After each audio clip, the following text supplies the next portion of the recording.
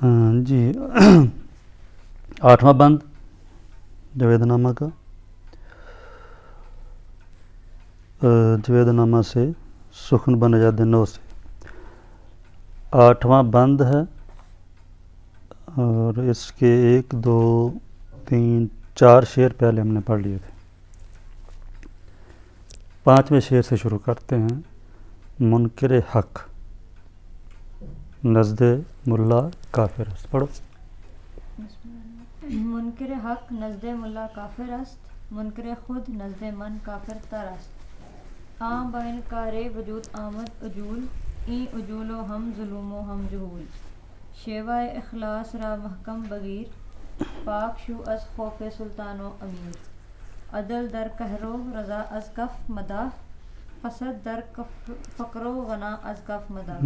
مدح کہتے ہیں، چلو۔ منکر حق نزد ملا کافر است، منکر خود نزد من کافر تر است۔ ملا کے نزدیک جو حق کا انکار کرتا ہے، اللہ تعالیٰ کا جو انکار کرتا ہے وہ کافر ہے، اور میرے نزدیک جو اپنا منکر ہے، اپنا انکار کرتا ہے، وہ اس سے بھی بڑا کافر ہے، کافر تر ہے وہ۔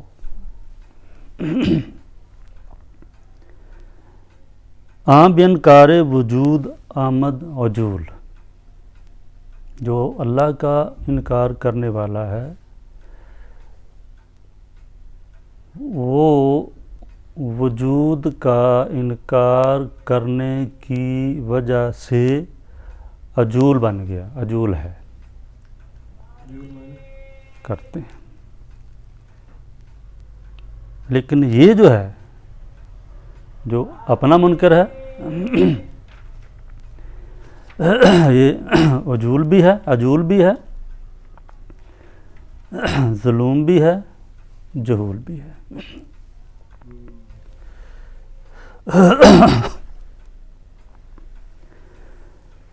عام طور پر کفر اور ایمان کا جو فرق کیا جاتا ہے وہ یہی ہے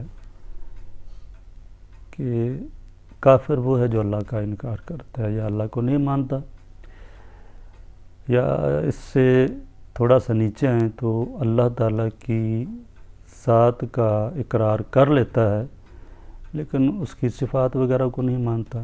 بہرکیف کفر اور ایمان کا مسئلہ جو ہے اللہ کریم کے انکار و اقرار کے ارد گرد ہی گھومتا ہے زیادہ تر، بنیادی طور پر۔ اقبال کہتے ہیں کہ شرعی طور پر، یا مولوی صاحب جو ہیں اس کے نزدیک تو یہ ہے کہ جو آدمی اللہ کا انکار کر دیتا ہے وہ کافر ہے، لیکن میں یہ کہتا ہوں، میرے نزدیک یہ ہے کہ جو اپنی ذات کا انکار کر دیتا ہے وہ اس سے بھی بڑا یا اس سے بھی آگے کا کافر ہے۔ تو یہ اقبال یہ جسارت کیوں کر رہے ہیں؟ ملا کے بارے میں تو ہم کہہ سکتے ہیں نا کہ ظاہر ہے وہ اس نے شریعت کا مطالعہ کیا ہے، اس کے پاس کوئی دلیل ہے قرآن کی، حدیث کی، اس نے پڑھا ہے، سنا ہے کہ اللہ تعالیٰ کا جو انکار کرتا ہے وہ کافر ہوتا ہے۔ اقبال ایسی جسارت کیوں کر رہے ہیں کہ وہ کہتے ہیں کہ وہ تو کافر ہے ہی۔ اقبال یہ نہیں کہتے کہ جو اللہ کا انکار کرتا ہے وہ کافر نہیں ہے، کہتے ہیں کہ وہ کافر تو ہے لیکن اس سے بھی بڑا کافر ہے جو اپنی ذات کا انکار کرتا ہے۔ تو اقبال کے پاس بھی اس کی دلیل ہے۔ دلیل کیا ہے؟ سورہ حشر کی آیت، مشہور آیت ہے،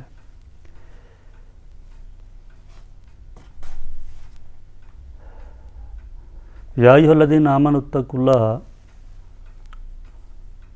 ولتنظر نفس ما قدمت لغد واتقوا اللہ ان اللہ خبیر بما تعملون۔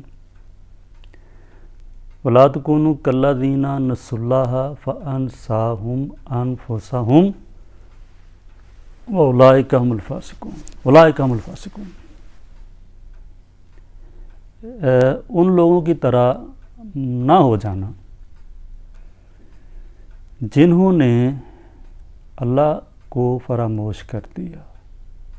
ولا تکونوا کالذین نسوا اللہ، ان لوگوں کی طرح نہ ہو جاؤ، مت ہو جاؤ جنہوں نے فراموش کر دیا اللہ کو، جو بھول گئے اللہ تعالیٰ کو۔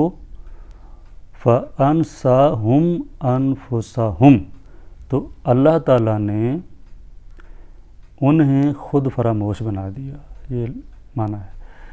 انساہم، انہیں بلوا دیا، لفظی معنی یہ ہے، لفظی معنی میں تھوڑی سی پیچیدگی آ رہی ہے۔ بلوا دیا ان سے ان کی ذاتوں کو، انہیں اس طرح بنا دیا کہ وہ اپنے آپ کو ہی بھول گئے، مت ماری گئی ان کی۔ یہی لوگ جو ہیں یہ فاسق ہیں، یہ حد سے گزرنے والے ہیں۔ یہ آیت کریمہ ہے اقبال کے سامنے، اور ایک قول کے مطابق یوسف سلیم چشتی صاحب نے یہ بتایا ہے کسی کتاب میں کہ انہوں نے جب سوال کیا تھا کہ آپ نے اپنا فلسفہ خودی قرآن کریم کی کس عہد سے اخذ کیا ہے، تو کہتے ہیں کہ علامہ اقبال نے یہ عہد پڑھی کہ میں نے اپنا فلسفہ خودی اس عہد سے نکالا ہے۔ اس کا مطلب یہ ہوا، ایک آدمی جب اللہ کا انکار کرتا ہے نا، تو وہ اپنا اقرار کر رہا ہے، اپنے بارے میں کہہ رہا ہے کہ میں موجود ہوں، اللہ موجود نہیں ہے، میں موجود ہوں، تو وجود تو مان رہا ہے وہ۔ لیکن جب انسان اپنے آپ کو بھول جائے، اپنا انکار کر دے، تو پھر وہ اللہ کا بھی منکر ہو جاتا ہے۔ جو اللہ کا منکر ہے نا، وہ اللہ کا منکر ہے، اپنے وجود کا اقرار کر رہا ہے۔ یہ اقبال یہ کہنا چاہتے ہیں، اور عام طور پر یہ شریف فتویٰ یہی ہے۔ لیکن جو اللہ کو بھول جاتا ہے، اپنے آپ کو بھول جاتا ہے، جو وہ چونکہ اللہ کریم کا اپنے وجود کا اقرار وہ کر رہا ہے، جو وجود ہے ہی نہیں وہ تو ختم ہو جائے گا۔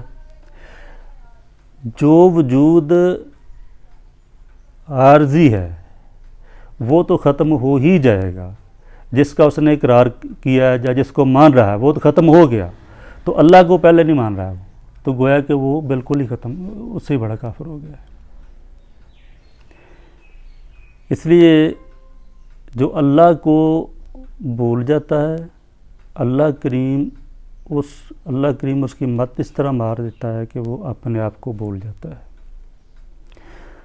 جو اپنے آپ کو بھولتا ہے وہ اللہ کا بھی انکار کرتا ہے، اپنا جو منکر ہے وہ اللہ کا بھی منکر ہے۔ یہ اس کو کہتے ہیں منطق کی اصطلاح میں لازم و ملزوم۔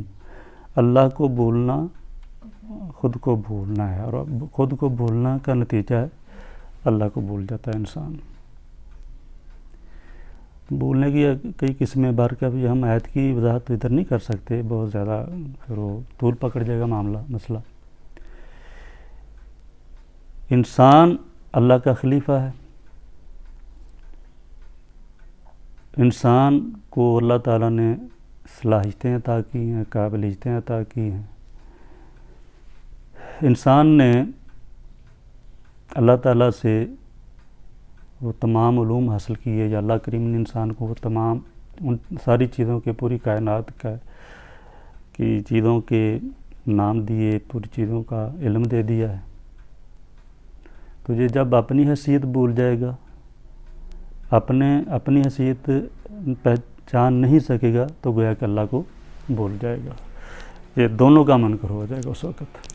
تو اپنے آپ کو بھولنا، اپنی پہچان نہ کرنا، گویا کہ اپنے مالک کی پہچان نہ کرنا ہے، اپنی حیثیت نہ پہچاننا، گویا کہ اپنے مالک کی حیثیت نہ پہچاننا ہے۔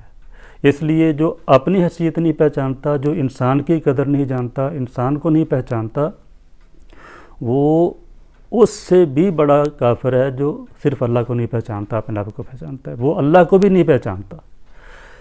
یعنی جو اپنی صلاحیتوں کو، اپنی قابلیتوں کو، اپنی اہمیت کو، اپنے احسن تقویم ہونے کی حیثیت کو نہیں پہچانتا، تو گویا کہ وہ اس کو بھی نہیں پہچانتا ہے جس نے اسے احسن تقویم میں پیدا کیا ہے، جس نے اسے اشرف المخلوقات کے درجے پر فیض کیا ہے۔ اس لیے کہتے ہیں کہ ہمارے نزدیک جو اپنی خود ہی نہیں پہچانتا ہے، وہ اس سے بھی بڑا کافر ہے جو صرف اللہ کا انکار کرتا ہے۔ وہ اپنا بھی انکار کرتا ہے اور اللہ کا بھی انکار کرتا ہے۔ واضح ہو گیا؟ منکر حق نزد ملا کافر است، منکر خود نزد من میرے نزدیک کافر تر است۔ تو یہ بھی کہہ سکتے ہیں کہ اگر کوئی کہے کہ ایسے تو نہیں ہو سکتا، تو آپ کہیں گے کہ بھئی اقبال کا یہ اپنا استنباط ہے، ان کا اجتہاد ہے، یہ ان کی نظر ہے، فکر ہے ان کا، آپ نہیں مانتے تو نہ مانے بھی، وہ کہتے ہیں میرے نزدیک ایسے ہے، میں تو یہ سمجھتا ہوں، آگے آپ کی اپنی مرضی ہے۔ اس کی وجہ یہ بتاتے ہیں کہ جو اللہ کا انکار کرتے ہیں نا، جس نے اللہ کا انکار کیا، بانکار وجود آمد عجول، عجول کہتے ہیں عجلت پسند، جلدی چاہنے والا، جلدی کرنے والا، جلدی چاہنے والا، فعول کے وزن پر یہ صفت مشبہ سے کہتے ہیں۔ جو ہمیشہ ہی جلد باز ہو، ہمیشہ جلدی چاہے، جلدی کرے، جلدی مچائے، ماننے پر آ جائے تو بہت جلدی، انکار کرنے پر آ جائے تو بہت جلد، ہر چیز میں وہ جلد بازی کا مظاہرہ کرے، جو ہمیشہ اسے عجول کہتے ہیں۔ یہ بھی قرآن پاک سے لیا گیا ہے لفظ۔ اللہ تعالیٰ نے فرمایا کہ انسان کی حالت یہ ہے، وَيَدْعُو الْإِنسَانُ بِالشَّرِّ دُعَاءَهُ بِالْخَيْرِ وَكَانَ الْإِنسَانُ عَجُولًا۔ انسان برائی کے بارے میں بھی ایسے ہی دعا مانگتا ہے، برائی کی دعا بھی ایسے ہی مانگتا ہے جیسے بلائی کی مانگتا ہے۔ بلائی کی دعا بڑے مانگتا رہتا نا، یہ ہر چیز کے بعد ہر چیز مانگتا رہتا ہے، جو جس چیز کو بھی اپنے لیے جو بہتر سمجھتا ہے، اپنے لیے مفید سمجھتا ہے، وہ مانگتا ہی رہتا ہے اس کے بارے میں۔ اور پھر صرف یہ نہیں کہ مانگتا ہے کہ چلو جب میرے لیے مناسب ہوگی مجھے مل جائے گی، جلدی لینا چاہتا ہے، جس چیز کو اچھا سمجھتا ہے، جس چیز کو مفید سمجھتا ہے، جس چیز میں اپنا بھلا دیکھتا ہے، اسے صرف یہ نہیں کہ مانگتا ہے، اس کے بارے میں یہ چاہتا ہے کہ وقت سے پہلے مل جائے، جلد بازی دکھاتا ہے۔ تو جس طرح کسی چیز کے بارے میں امید لگا کر اسے مانگتا رہتا ہے اور جلدی حاصل کرنے کی دعا کرتا ہے، یہ دعا کرتا ہے کہ جلد سے جلد حاصل ہو جائے، اسی طرح اگر کسی چیز کے بارے میں نا امید ہو جائے، کسی شے کے بارے میں اس کا دل ٹوٹ جائے، تو پھر جب برائی کی دعا مانگتا ہے وہ بھی اسی لہجے میں مانگتا ہے، اس میں بھی اسی طرح کی جلدی مچاتا ہے، مجھے موت کیوں نہیں آ جاتی، ہم مر کیوں نہیں جاتا، اس سے تو ایسی زندگی سے تو مرنا بہتر ہے۔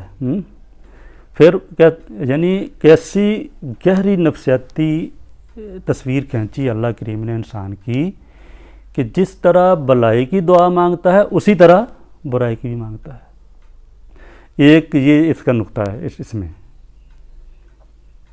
اس میں بھی جلدی دکھاتا ہے اور اس میں بھی جلدی دکھاتا ہے۔ دوسرا نقطہ یہ ہے کہ انسان مانگتا تو دعا بھلائی کی ہے،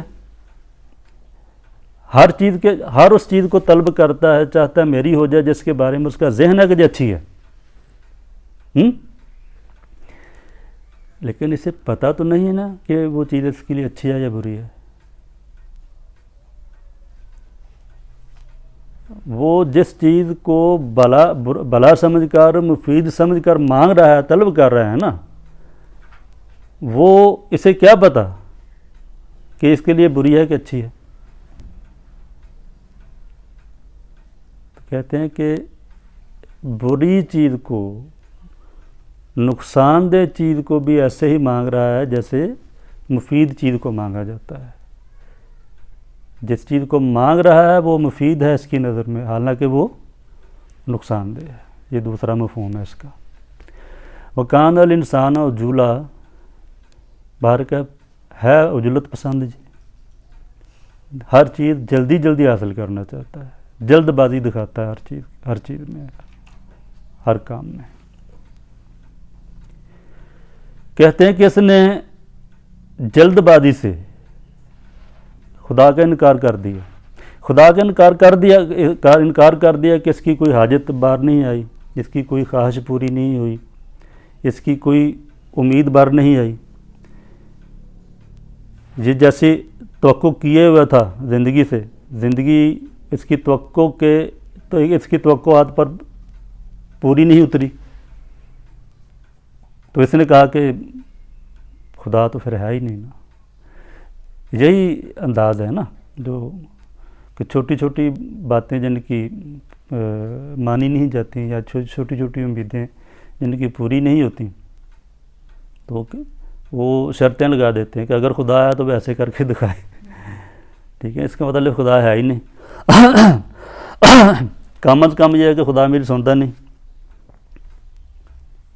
یا خدا میرے ساتھ ہی ایسا کیوں کرتا ہے. اگر مانے تو پھر بھی اسی طرح مانتا ہے نا کہ میرے ساتھ ہی ایسا کیوں ہو رہا ہے، خدا میری سنتا ہی نہیں ہے. یہ اس کے ماننے کی صورت ہے. اور زیادہ سے زیادہ کیا کرتا ہے کہ اس کا مطلب ہے ہی نہیں. اگر ہوتا تو میری سن نہ لیتا ہو، اگر ہوتا تو اس کو نظر نہ آ جاتا کہ یہاں کیا زمین پر کیا ہو رہا ہے. اگر ہے خدا تو اس کو نظر نہیں آتا کہ غریبوں کے ساتھ کیا ہو رہا ہے. اس طرح مانتا بھی اس طرح ہے اور انکار بھی اس طرح ہی کرتا ہے. تو بہت جلد انکار کر کے، حکمت اس کی سمجھ میں نہیں آتی، تخلیق کی مصلحت نہیں سمجھ میں آتی، توقع پر کوئی کام توقع کے مطابق نہیں ہوا، امید کوئی پوری نہیں ہوئی، تو کیا کرتا ہے؟ انکار کر دیتا ہے، بہت جلد انکار کر دیتا ہے. وہ وجود کا انکار کرنے کی وجہ سے، واجب الوجود اللہ تعالیٰ کو کہتے ہیں، اللہ تعالیٰ کے وجود کا انکار کرنے کی وجہ سے جلد باز ٹھہرا. اور یہ جو اپنا انکار کر رہا ہے، یہ عجول بھی ہے، جلد باز بھی ہے، ظلم بھی ہے، ظالم بھی ہے، ظلم کرنے والا ہمیشہ، زیادتی کرنے والا ہمیشہ، جہول بھی ہے، جاہل بھی ہے، بے علم بھی ہے، نادان بھی ہے. یہ بھی آیت کریمہ ہے. اِنَّا عَرَضْنَا الْأَمَانَةَ عَلَى السَّمَاوَاتِ وَالْأَرْضِ وَالْجِبَالِ فَأَبَيْنَ أَن يَحْمِلْنَهَا وَحَمَلَهَا الْإِنسَانُ إِنَّهُ كَانَ ظُلُومًا جَهُولًا. تو کہتے ہیں کہ چونکہ یہ کافر تر ہے، اس لیے وہ تو صرف جلد باز تھا نا، یہ جلد باز بھی ہے، ظالم بھی ہے، اور جاہل بھی ہے. یہ تینوں صفتیں اس میں جمع ہو گئی ہیں. اس کو پتہ نہیں کہ میں کیا ہوں، اس نے کبھی سوچا نہیں کہ اللہ کریم نے مجھے کیا دیا ہے، مجھے کس عہدے پر فیض کیا ہے، مجھے کیا شان و شوکت دی ہے، مخلوقات میں میرا کیا درجہ بنا کر رکھا ہے اس نے. یہ کبھی سوچتا ہی نہیں ہے. جاہل بھی ہے، نادان بھی ہے، غور بھی نہیں کرتا، اور اپنی قدر، اپنی منزلت نہ پہچاننے کی وجہ سے یہ جاہل، ظالم بھی ہے، ظلم کر رہا ہے اپنے آپ پر. ٹھیک ہو گیا. شیوائے اخلاص را محکم بگیر، پاک شو از خوف سلطان و امیر.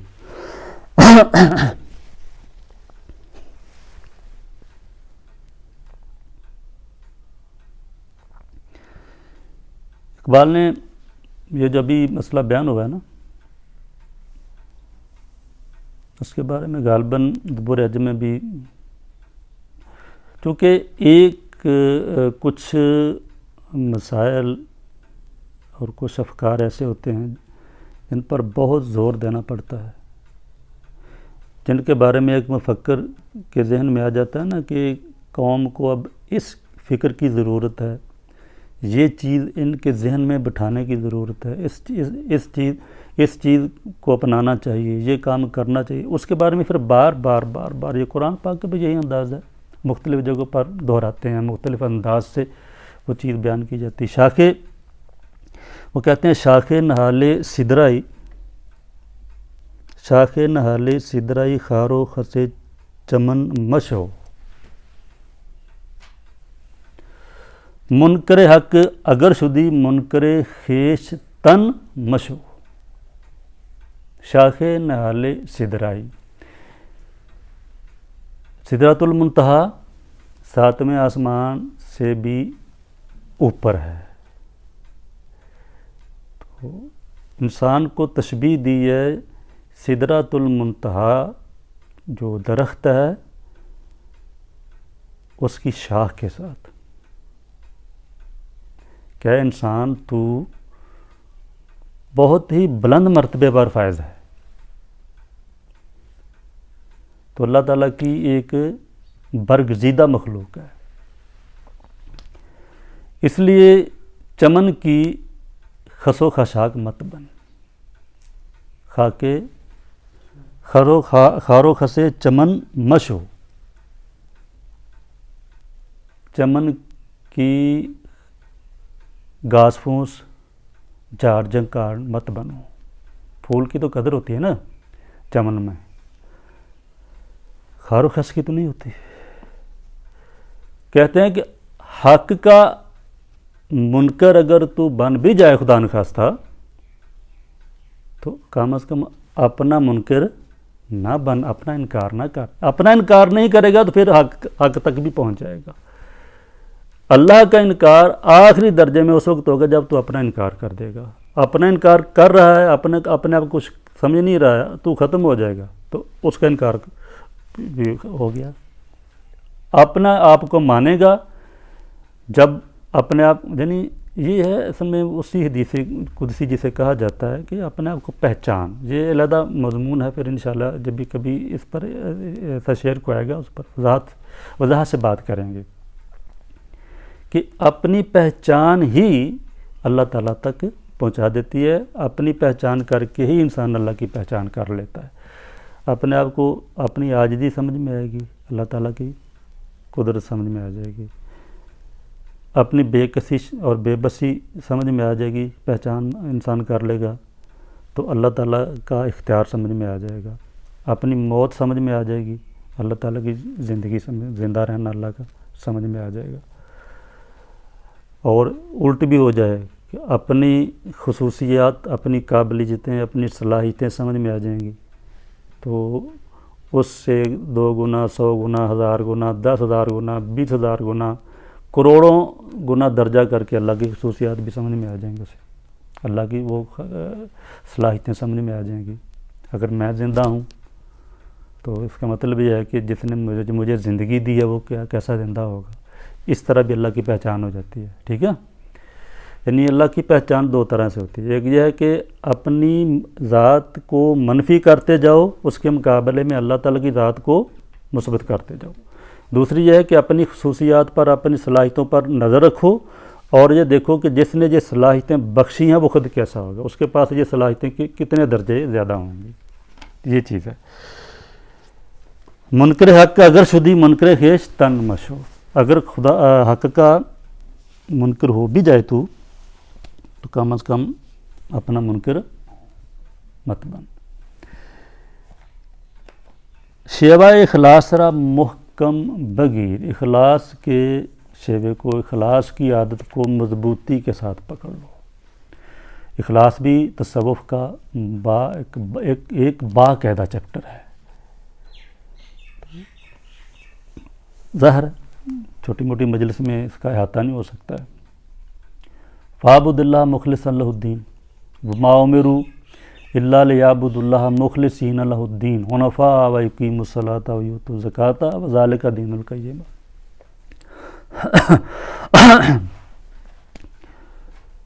اخلاص کے ساتھ اللہ کی بندگی کرو۔ اقبال کہتے ہیں کہ اخلاص کے شیوے کو، اخلاص کی عادت کو مضبوطی کے ساتھ پکڑ لو، محکم بغیر مضبوطی کے ساتھ پکڑ لو، مخلص ہو جاؤ، زندگی میں اخلاص پیدا کر لو۔ اخلاص کا مطلب یہ ہے کہ کسی چیز کے بارے میں جب کہا جاتا ہے نا کہ یہ خالص ہے، اس کا مطلب یہ ہوتا ہے کہ جو ہے اس کے علاوہ جو کچھ بھی ہے وہ اس میں نہیں ہے۔ تو اللہ تعالیٰ خالص بندے بن جاؤ، دین میں اخلاص پیدا کرو، اخلاق میں اخلاص پیدا کرو، مخلص ہو جاؤ، اپنے لیے بھی، قوم کے لیے بھی، سب کے لیے اخلاص کے ساتھ زندگی گزارو۔ یہ بھی قرآن کریم کی آیت سے ہی ماخوذ ہے، میں نے آیت پڑھ دی ہے۔ پاک شو از خوف سلطانو امیر، بادشاہ، امیر وغیرہ جتنے بھی اصحاب اقتدار ہیں، جتنے بھی نام ہیں اس طرح کے، ان کے خوف سے پاک ہو جاؤ، پاک ہو جاؤ۔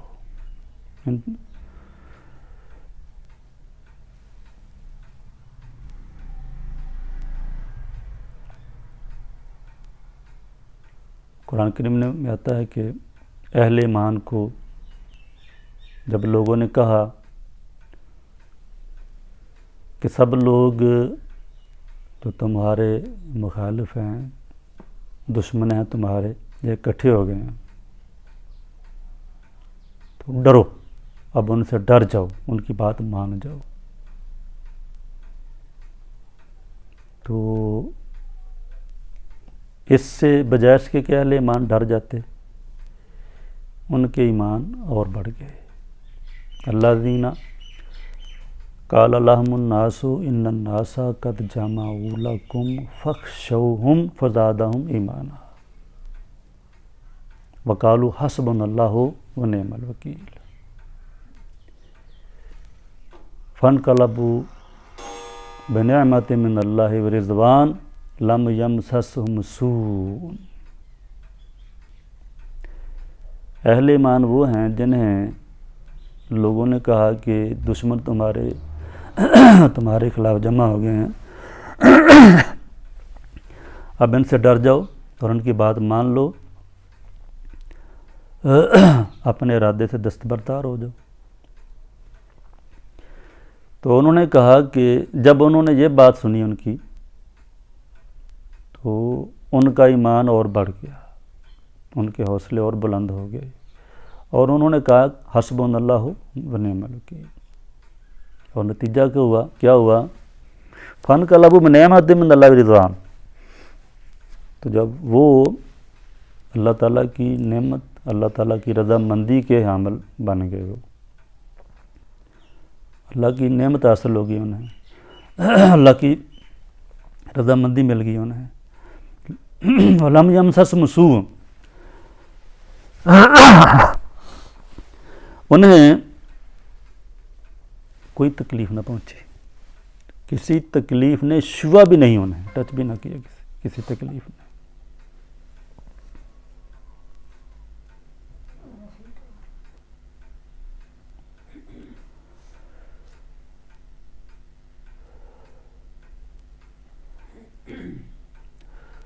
ٹھیک ہو گیا؟ اخلاص کے شیوے کو مضبوطی سے پکڑ لو۔ ایک یہ نصیحتیں ہیں، یہ اس طرح ہے کہ انہیں یہ شعر زبانی یاد ہو جائیں تو گویا کہ آپ کا مرشد، آپ کا استاد، آپ کا باپ آپ کو سامنے بٹھا کر یہ بائی پوائنٹ نمبر 1، نمبر 2 یہ کرنا، نمبر 3 ایسے ہی کرنا ہے، آپ کو زندگی کے اصول بتا رہا ہے، اور جن چیزوں پر عمل پیرا ہونا ہے سختی کے ساتھ، وہ ازبر کروا رہے ہیں اقبال آپ کو۔ خوف سلطان و امیر، سلطان و امیر سے ڈرنا دو طرح، اس کے بھی کئی دو مطلب ہیں نا۔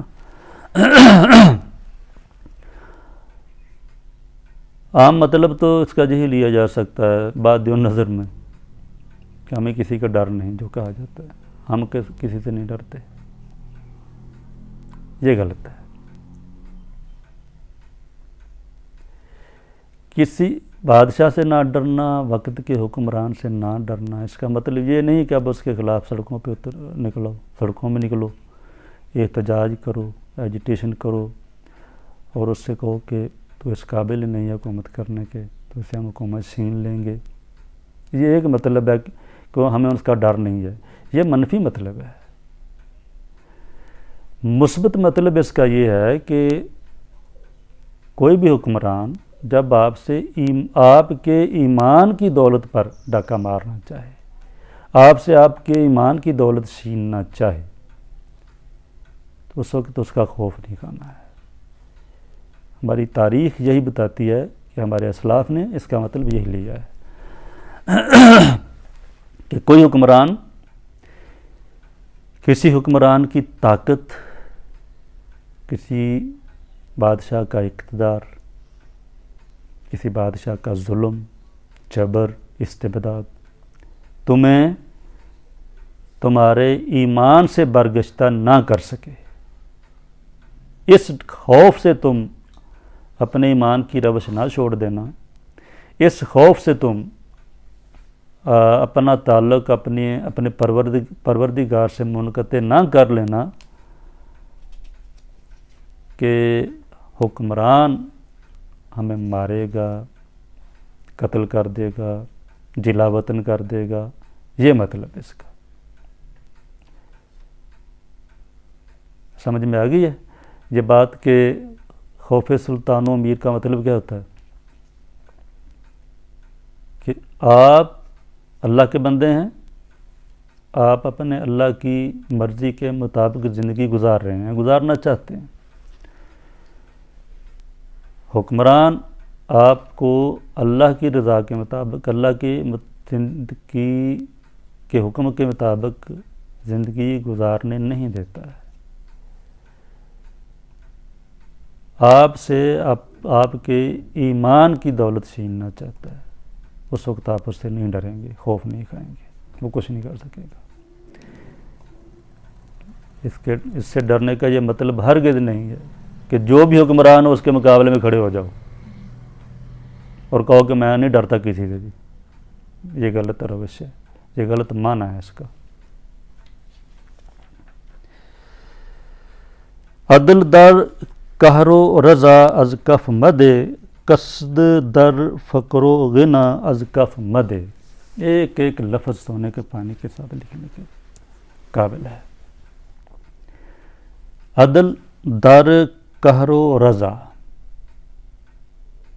قہر کا معنی غصہ کر لیں، جب انسان غصے میں آؤٹ آف کنٹرول ہو چکا ہو، ظلم کرنا چاہتا ہو کسی پر، حالت غصے کی ہو، آپ کے ہاتھ میں اقتدار ہو، کسی پر آپ ظلم کرنا چاہتے ہوں، آپ کے پاس طاقت ہو، یہ حالت ہو، یا کسی پر آپ راضی ہوں، دونوں صورتوں میں عدل کا دامن ہاتھ سے نہیں چھوڑنا ہے۔ عدل در قہر و رضا، کف کا معنی ہتھیلی، ہاتھ سے عدل نہ جانے دو، عدل کا دامن مت چھوڑو، خواہ تم غصے کی حالت میں ہو، خواہ رضامندی کی حالت میں ہو۔ قصد کا معنی اقتصاد یا میانہ روی، قصد کا معنی کیا ہے؟ میانہ روی، اعتدال۔ در فقر و غنا، فقر کی حالت ہو یا توانگری کی حالت ہو، مالداری کی حالت ہو، دونوں صورتوں میں میانہ روی ہاتھ سے نہ جانے دینا۔ یہ کچھ احادیث ہیں جن میں یہ مضمون بیان ہوا ہے۔ ایک تو بہت لمبی حدیث ہے اور ایک دو حدیثیں کچھ چھوٹی ہیں ان سے، ان میں الفاظ جو ہیں وہ کچھ مختلف بیان ہوئے ہیں اور کچھ ترتیب بھی آگے پیچھے ہے، لیکن دونوں کا مفہوم ایک ہی ہے۔ تو ہم ان میں سے ہم ایک حدیث پڑھ لیتے ہیں، الفاظ مختلف قسم کے ہوتے ہیں۔ آپ نے فرمایا کہ ثلاث منجیات و ثلاث مہلکات، فاما المنجیات فاتقوا اللہ فی السر والعلانیہ،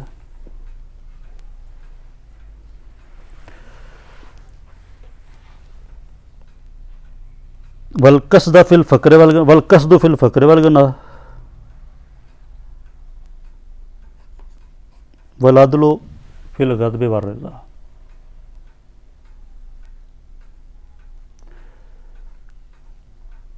میں نے بتایا کہ الفاظ مختلف ہیں، ایک حدیث میں والعدل فی الرضا والسخط بھی آتا ہے، دونوں کا ان کا معنی بھی یہی ہے، اور والعدل فی الغضب والرضا بھی آتا ہے۔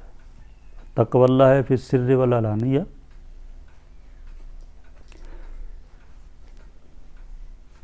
والقصد فی الفقر والغنى، والعدل فی الغضب والرضا، یا تقوی اللہ فی السر والعلانیہ، والعدل فی الغضب والرضا، والقصد فی الفقر والغنى۔ واما المہلکات فہوا متبع فشح مطاع وہوا متبع واعجاب المرء بنفسہ وہی اشدہن۔ یہ الفاظ غالباً بہقی کے ہیں، امام بہقی رحمۃ اللہ علیہ نے یہ حدیث نقل کی ہے، الفاظ آگے پیچھے بھی ہیں، سب کا مفہوم یہی ہے۔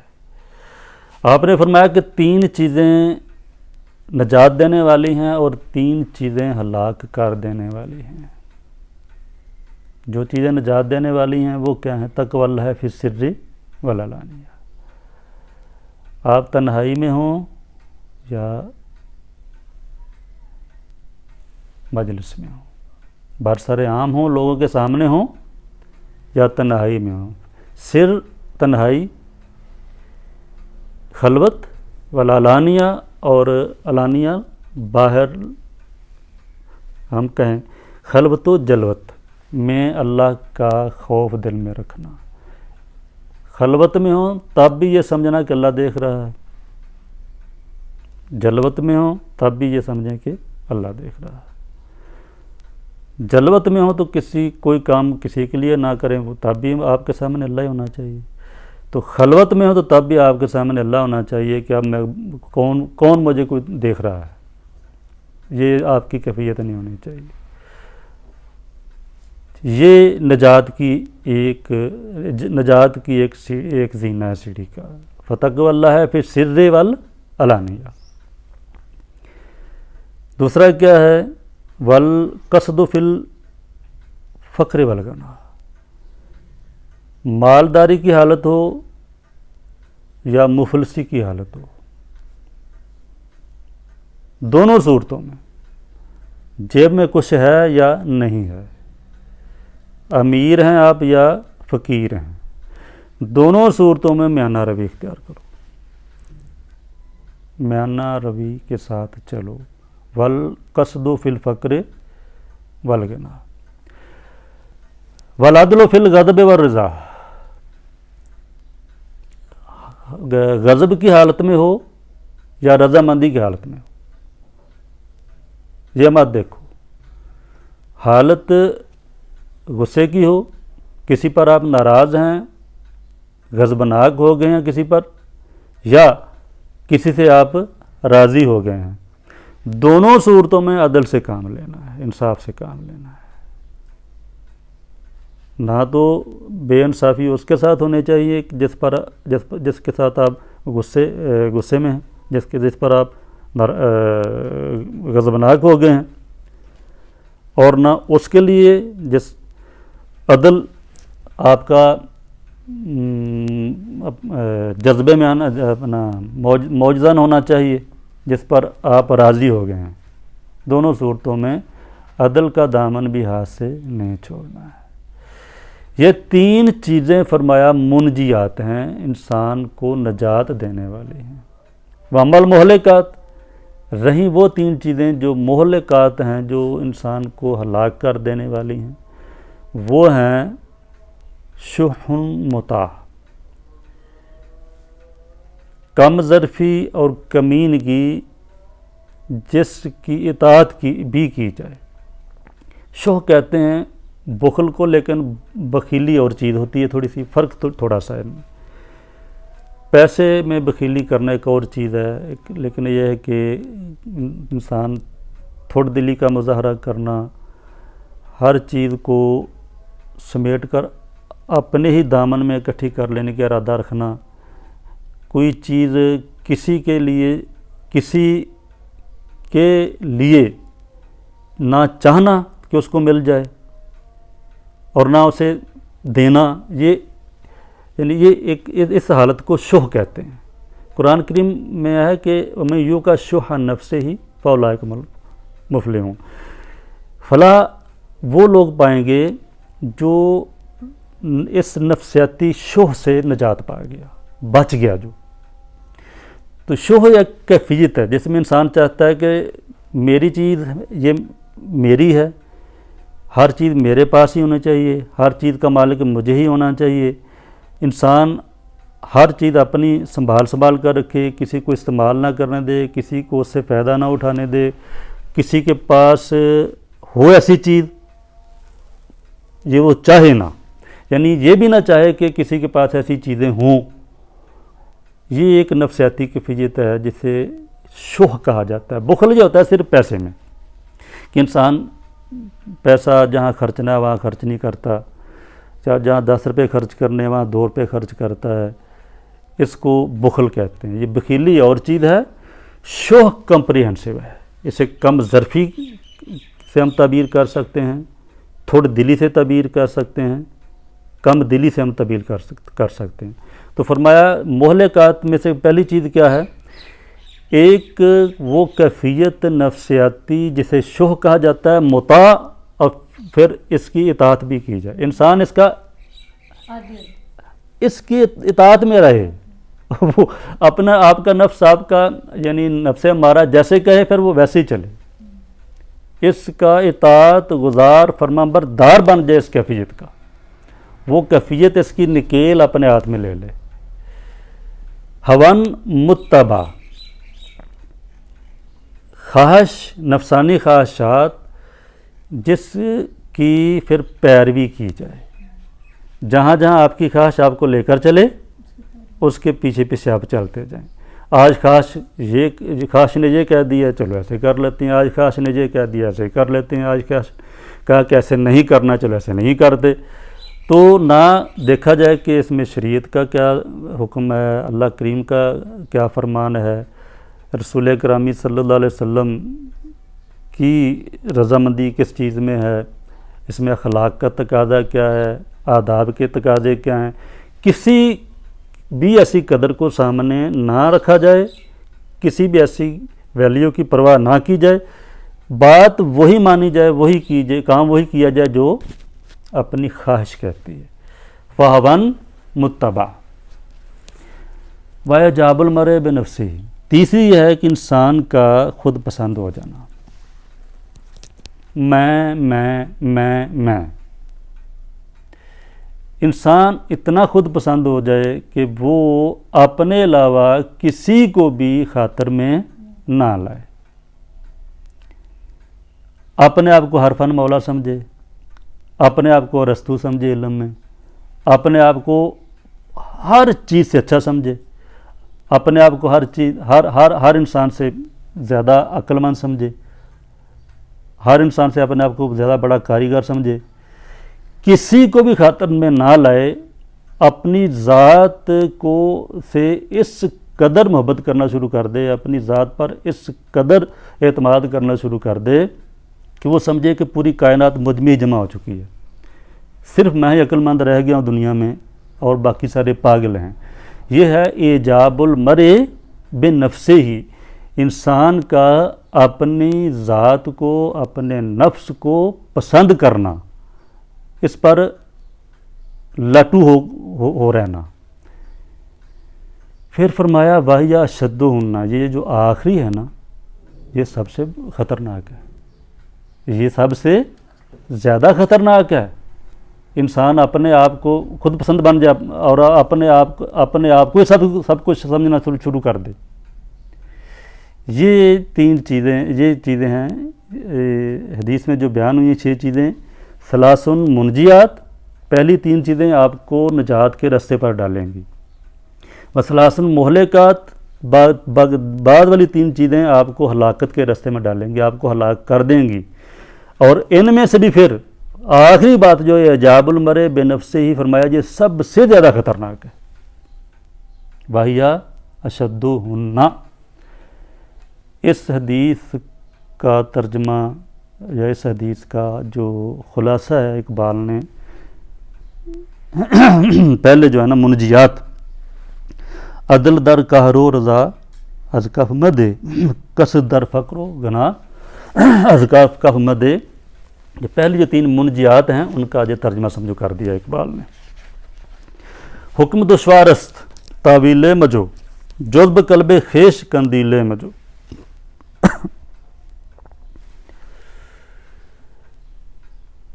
حکم دشوار ہے،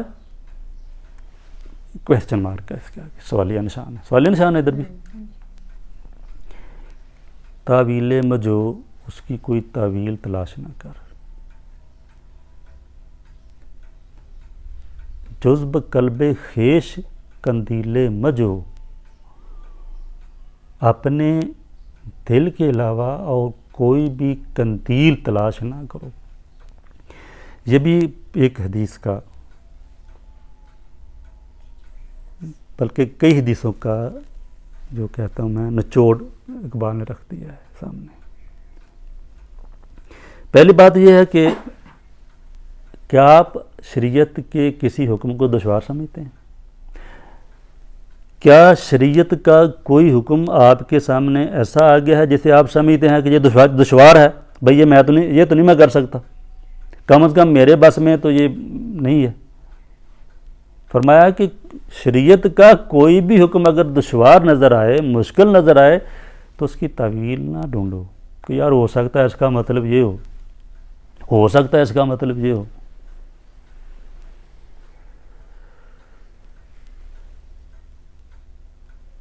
اللہ تعالیٰ کے احکام سے روح گردانی کرنے کی جتنی بھی کوششیں ہوتی ہیں نا، ان میں سے ایک بہت بڑی کوشش وہ ہے جسے تعویل کہا جاتا ہے۔ تعویل قرآن کو بناتے ہیں بہانہ، تعویل کرتے ہیں کہ اس کا مطلب یہ ہو سکتا ہے۔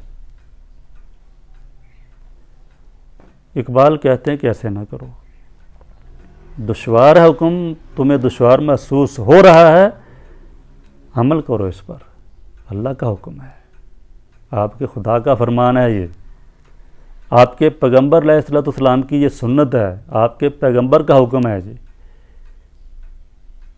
تو دشوار نظر آ رہا ہے تب بھی عمل کرو، آسان نظر آ رہا ہے تب بھی عمل کرو، تعویل نہیں کرنی ہے۔ تو تعویل قرآن، تعویل در قرآن، تعویل حکم، یہ ایک علیحدہ موضوع ہے کہ بہت زیادہ، یعنی میں نے بتایا ہے کہ اللہ کے احکام، رسول اللہ صلی اللہ علیہ وآلہ وسلم کی سنتوں اور آپ کے احکام سے روگردانی کی جو کوششیں ہوتی ہیں، جو ریزن پیش کیے جاتے ہیں، ان میں سے ایک بہت بڑی کوشش وہ ہے، ایک بہت بڑی جسارت وہ ہے جسے تعویل کہا جاتا ہے۔ تعویل کے بہانے سے شریعت سے روگردانی کی کوشش ہوتی ہے۔ اقبال فرماتے ہیں کہ ایسا مت کرو۔ جزب قلب خیش قندیلے میں جو، قندیل لالٹین، اپنے دل کے علاوہ کوئی اور لالٹین، کوئی اور قندیل تلاش نہ کرو۔ یہ بہت پیارا مضمون ہے یہ، اور سمجھیں کہ ایک حدیث کا کریکٹ اقبال نے ترجمہ کر دیا ہے۔ حدیث کے الفاظ بیان کرنے سے پہلے اسی طرح کا اردو کا شعر جو بال جبریل میں انہوں نے بتایا کہ پوچھ اس سے کہ مقبول ہے فطرت کی گواہی، پوچھ اس سے کہ مقبول ہے فطرت کی گواہی، تو صاحب منزل ہے کہ بھٹکا ہوا راہی۔ اقبال کہتے ہیں کہ فطرت سے پوچھو، دل سے پوچھو، ضمیر سے پوچھو۔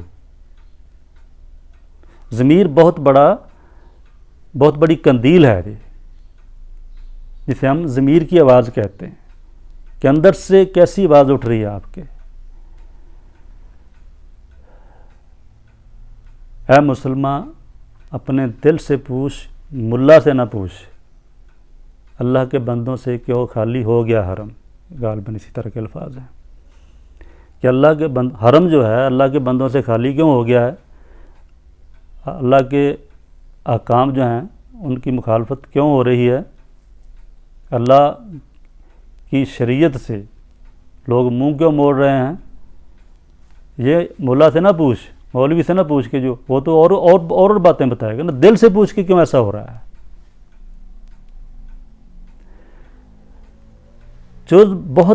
بہت ہی پیارا یہ جملہ ہے، جزب قلب خیش قندیلے مجو۔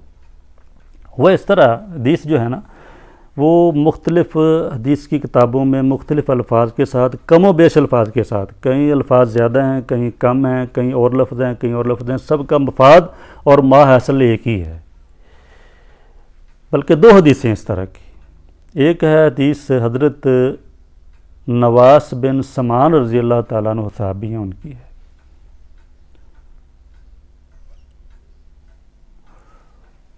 حضرت نواس بن سمعان رضی اللہ تعالیٰ عنہ سے آپ نے فرمایا کہ اے نواس، الاسم ما حاک فی صدرک و تخاف ان یطلع علیہ الناس۔ اے نواس، گناہ وہ ہے جو تمہارے سینے میں کھٹکے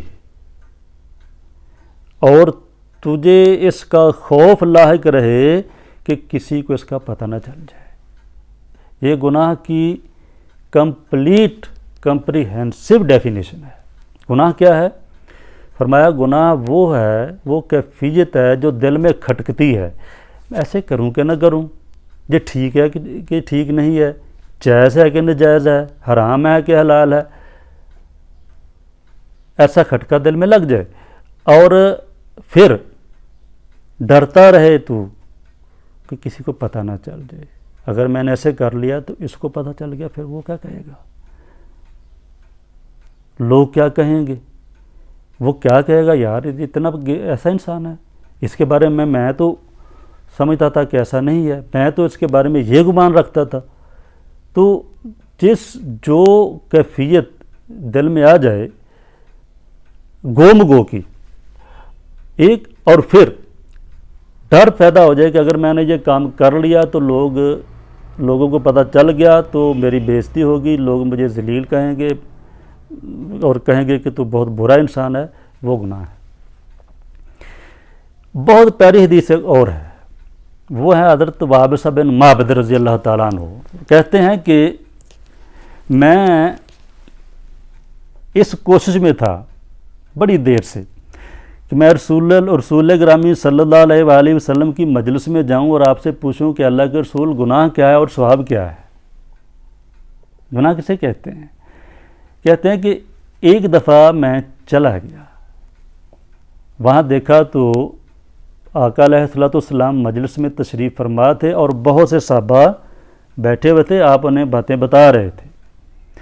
اب میں بڑی ایک مدت تک میں نے انتظار کیا اور بڑی چاہت لے کر بڑے جذبے سے آیا تھا. اب مجھے یہ گوارا نہ ہوا کہ میں پیچھے بیٹھوں.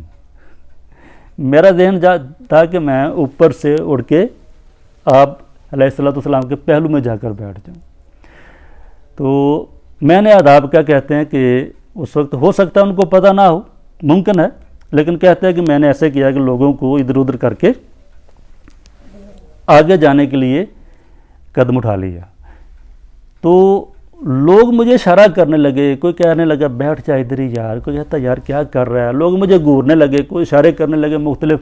نبی علیہ الصلوۃ والسلام نے دیکھا تو آپ نے فرمایا کہ وابسہ کو آنے دو. پتہ تھا کہ یہ کب سے مشتاق ہیں آنے کے اور پوچھنے کے. فرمایا آنے دو انہیں. اسے وابسہ کہتے ہیں کہ میں گیا قریب ان کے، آپ علیہ الصلوۃ والسلام کے قریب.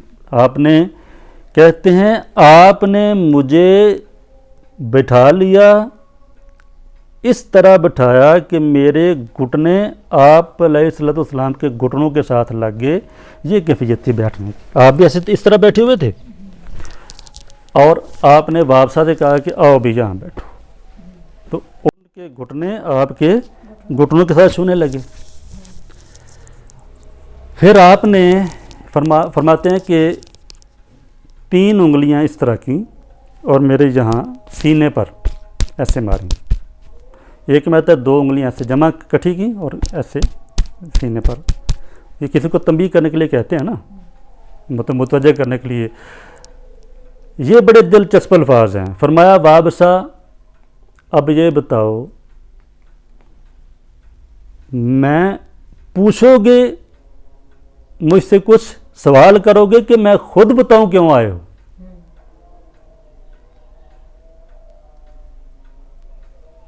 آپ آئے ہیں، سوال خود کرو گے یا میں خود ہی بتاؤں کہ تم کیسے آئے ہو؟ انہوں نے کہا کہ نہیں اللہ کے رسول آپ ہی بتا دیں کہ میں کیسے آیا ہوں، میں کیوں آیا ہوں. آپ نے فرمایا جیتا لتسأل عن الخیر و شر یا عن الاسم عن البر والاسم، عن البر والاسم. فرمایا کہ اے وابسہ مجھے بتاؤ گے یا پوچھوں؟ تو انہوں نے کہا کہ میں نے کہا آپ ہی فرما دیں کہ میں کیسے آیا ہوں. فرمایا وابسہ جیتا تسألونی عن البر والاسم، تو آیا ہے یہ پوچھنے کے لیے کہ بر کیا ہے اور اسم کیا ہے، نیکی کیا ہے اور گناہ کیا ہے. بر کے بارے میں میرا اپنا نقطہ نظر ہے، میں نے غالباً کسی خطبے میں اس پر بہت تفصیل سے بتایا تھا. تو بہرکیف ہم اس میں ابھی وہی عام جو معروف معنی وہی کرتے ہیں، نیکی اور برائی. نیکی کیا ہے اور برائی کیا ہے. آپ فرماتے ہیں انہوں نے کہا کہ ہاں میں اس لیے آیا ہوں پوچھنے کے لیے کہ نیکی کیا ہے اور برائی کیا ہے. آپ نے فرمایا وابسہ استفتی قلبک البر مطمئن الیہ القلب واطمأنت الیہ النفس والاسم ما حاک فی القلب وتردد فی النفس وَإِنْ أَفْتَاكَ النَّاسُ وَأَفْتَوْكَ. یہ الفاظ مختلف ہیں، میں نے جو مشہور الفاظ ہیں وہ میں نے بیان کر دیے ہیں. اے وابسہ اپنے دل سے فتویٰ مانگ. نیکی کیا ہے، برائی کیا ہے، اس کا فتویٰ اپنے دل سے مانگ. استفت قلبک واستفت نفسک، اپنے ضمیر سے پوچھ کہ نیکی کیا ہے اور برائی کیا ہے. اے وابسہ نیکی وہ ہے جو جس پر دل مطمئن ہو جائے. مطمئن الیہ القلب، جس پر دل مطمئن ہو جائے. واطمأنت الیہ النفس، اور جس پر نفس یعنی ضمیر آپ کا مطمئن ہو جائے. والاسم، اور گناہ وہ ہے ما حاک فی القلب، جو کھٹکے دل میں. ایک حدیث میں لفظ ہے صدر، ما حاک فی صدر، مطلب ایک ہی ہے. ما حاکا فی القلب، جو کھٹکے دل میں، و تردد فی نفس، اور نفس میں، ضمیر میں متردد تذبذب پیدا کر دے، گو کی کیفیت پیدا کر دے. و ان افتا کا الناس و افتو کا، اگرچہ لوگ تجھے فتویٰ دیتے رہیں، اگرچہ لوگ کہتے رہیں کہ اس میں کیا ہے جی، اور نہیں جی یہ جائز ہے، اور نہیں جی اس طرح، نہیں جی ایسے، لوگ فتویٰ دیتے رہیں کہ یہ جائز ہے، یہ جائز ہے، یہ جائز ہے، یہ کچھ نہیں ہوتا، کوئی حرج نہیں، لیکن تیرا دل مطمئن اگر نہیں ہے، تیرے دل میں اگر تردد ہے تو وہ تیرے لیے گناہ ہو جائے گا، وہ گناہ ہے. جسٹیفیکیشن لوگ کتنی بھی دیں اس کام کی، لیکن دل مطمئن نہیں ہے تو وہ کام نہ کرو تم. اور نیکی یہ ہے کہ دل مطمئن تمہارا ہو جائے، جب تم کام کرو انشراح صدر ہو جائے، اطمینان ہو جائے، آپ خوش ہو جائیں، آپ کا دل بڑا ہو جائے، آپ کو خوشی حاصل ہو کہ میں نے کوئی کام کیا ہے. وَإِنْ أَفْتَاكَ النَّاسُ وَأَفْتَوْكَ، تو یہ اصل لفظ جو قابل توجہ وہ کیا ہیں، استفت قلبک، اپنے دل سے فتویٰ مانگ، لوگوں سے کیا پوچھتا ہے کہ یہ کر لوں کہ نہ کروں. یہ ہے جذب قلب خیش قندیل مجو. تو آج اسی پر اکتفا کرتے ہیں. وآخر دعوانا ان الحمد للہ رب العالمین. صلی اللہ وسلم یا رب علی حبیبک محمد وعلی آلہ وصحبہ وسلم. آمین یا رب العالمین.